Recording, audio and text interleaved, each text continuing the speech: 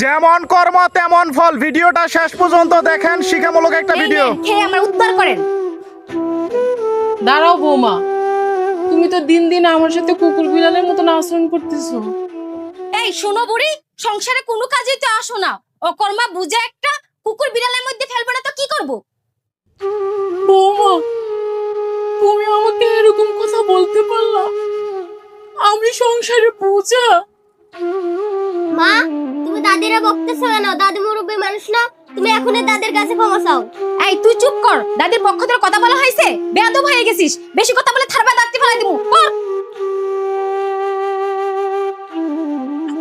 দাদু ভাই, তুমি কিছু বলো না। আমার জন্য তোমার মার হাতে বকা খেও না।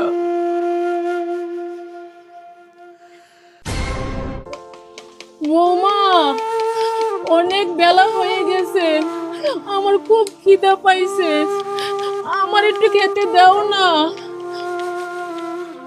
উফ, সেই কানের কাছে ঘানট ঘানট শুরু হয়েছে। নাই নাই, ভাতটা পানি দিয়ে মিশায় খাই নেন।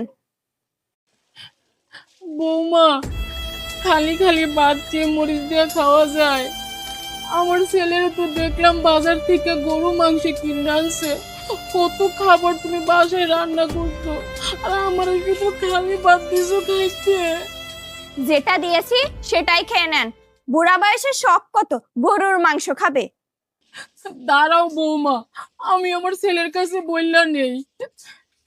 বাবা, ও বাবা। কি হয়েছে? খাওয়ার সময় তো চিল্লাচিল্লি করো কেন?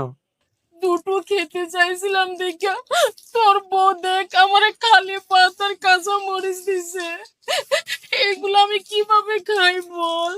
ঠিকই তো করছে, আমি তো বলছি তোমার কাঁচামরিচ দিয়ে ভাত দিতে। বাবা, তুইও আমার এই কথা বলবি? কেন মা, তুমি কি ভুলে গেছো আমি যখন ছোট ছিলাম তখন দাদির সাথে তুমি কত খারাপ ব্যবহার করতে, এভাবে পান্তা ভাত খেতে দিতে, আমি কিছু বললে তুমি আমাকে শাসন করতে। তার মানে বাবা, তোর দাদির সাথে হওয়ার অন্যায় প্রতিশোধ তোরা আমার সাথে নিচ্ছিস? আপনি সারা জীবন আমার দাদি শাশুড়ির ওপর যে অন্যায়টা করে এসেছেন, সে অন্যায়টা যে আপনার জীবনে ফিরে আসবে এটা কখনো ভাবেননি না?